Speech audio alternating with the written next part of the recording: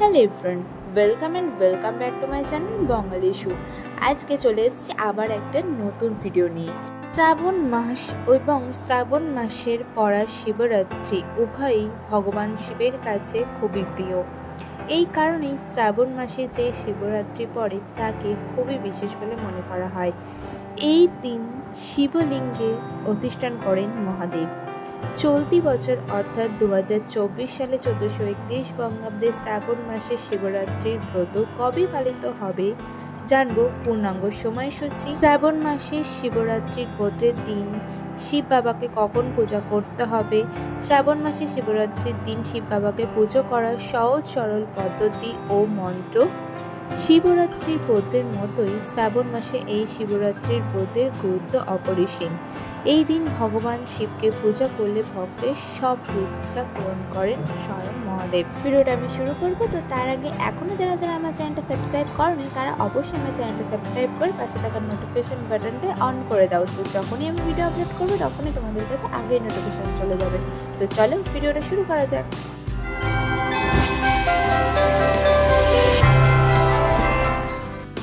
শ্রাবণ মাসে পড়া শিবরাত্রিকে বলা হয় শ্রাবণ শিবরাত্রি। যদিও পুরো শ্রাবণ মাস ভগবান শিবের উদ্দেশ্যে পূজা করা হয়, কিন্তু শ্রাবণ মাসে শিবরাত্রির এই দিনটি শিব বাবার পুজো করার জন্য খুবই গুরুত্বপূর্ণ। শ্রাবণ মাসে যে শিবরাত্রি আসে তাতে ভোলানাথের জয়ানিষে পড়লে মানুষের সমস্ত পাপ মোচন হয় বলে ভক্তদের বিশ্বাস। এছাড়াও বিবাহিত জীবনে প্রেম গড়ে ওঠে, জীবনে ধন সমৃদ্ধি আসে, সুখ শান্তি লাভ করেন শ্রাবণ মাসে যারা ব্রত পালন করে। 2024 সালে 1431 বঙ্গাব্দে শ্রাবণ মাসে শিবরাত্রি ব্রত কবে পালিত হবে এবং তার পূর্ণাঙ্গ সময়সূচি চলো এবার আমরা জেনে নিই। 2024 সালে 1431 বঙ্গাব্দে শ্রাবণ মাসে শিবরাত্রি ব্রত পালিত হবে 2রা আগস্ট 2024, বাংলায় 17 শ্রাবণ 1431 শুক্রবার। শিবরাত্রির ব্রত সবসময় চতুর্দশী তিথিতে পালিত হয়। শ্রাবণ মাসের শিব চতুর্দশী তিথি শুরু হচ্ছে 2রা আগস্ট 2024, বাংলায় 17 শ্রাবণ 1431 শুক্রবার দুপুর 3:46 পর থেকে।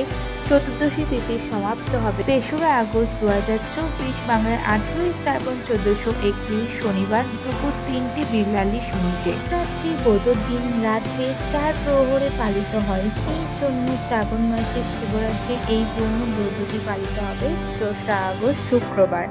শ্রাবণ মাসের শিবরাত্রির দিন শিব বাবাকে কিভাবে পূজা করবেন, কখন শিব বাবাকে পূজা করবেন। মহাশিবরাত্রির ব্রতের দিন শিব বাবাকে রাতে 4 প্রহরে পূজা করতে হয়, কিন্তু শ্রাবণ মাসে শিবরাত্রি ব্রতের দিন রাতে 4 প্রহরে বাবার পূজা হয় না। প্রদোষকালের সময় বাবার পূজা করতে হয়।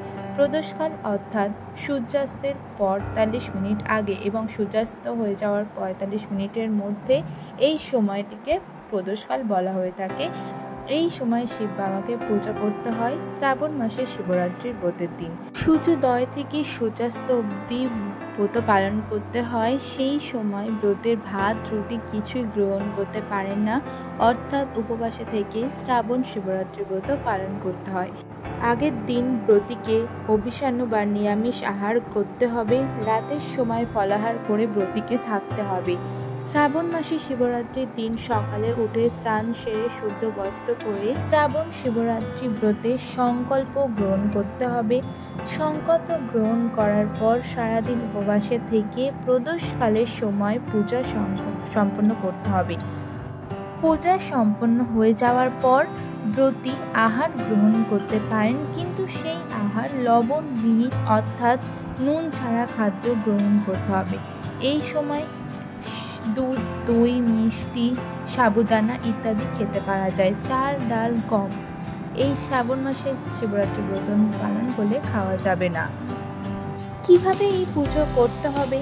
যেভাবে মহাশিবরাত্রির দিন শিব বাবাকে পুজো করা হয় ঠিক একইভাবে পুজো করতে হয়।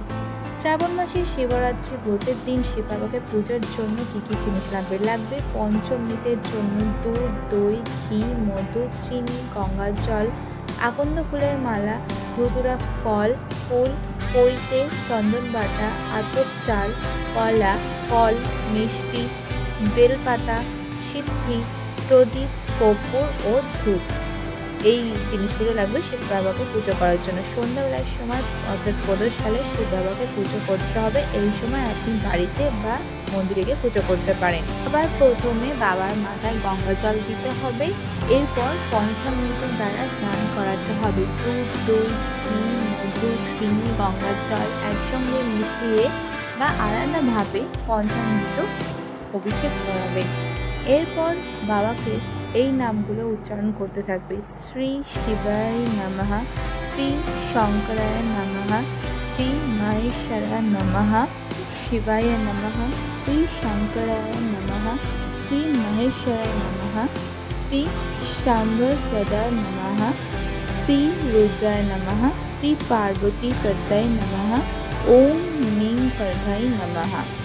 এই মন্ত্রটি উচ্চারণ করে পঞ্চামৃত স্নান করাবেন বাবার মাথায়। এরপর বেলপাতা ও গঙ্গা জল দেবেন এবং এই মন্ত্রটি বলবেন।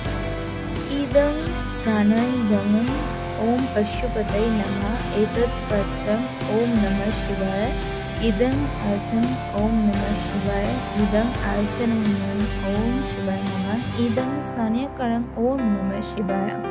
এই মন্ত্রটি বলে স্নান করাবেন। যদি সম্ভব হয় বাবাকে শুকনো করে মুছিয়ে এরপর আকন্দ ফুলের মালা, পৈতে, ধুতরা, ফুল, ফল অর্পণ করবেন। বাবাকে স্নান করার মিষ্টি নৈবেদ্যে ভোগ অর্পণ করবেন। কর্পূরের প্রদীপ দিয়ে আরতি করবেন। শ্রাবণ মাসে শিবরাত্রি পালন করার পর পরের দিন সকালে স্নান সেরে পুনরায় শিব বাবাকে পূজা করতে হবে। এরপর ব্রাহ্মণদের খাবার জিনিস দান করার পর আহার গ্রহণ করতে পারেন।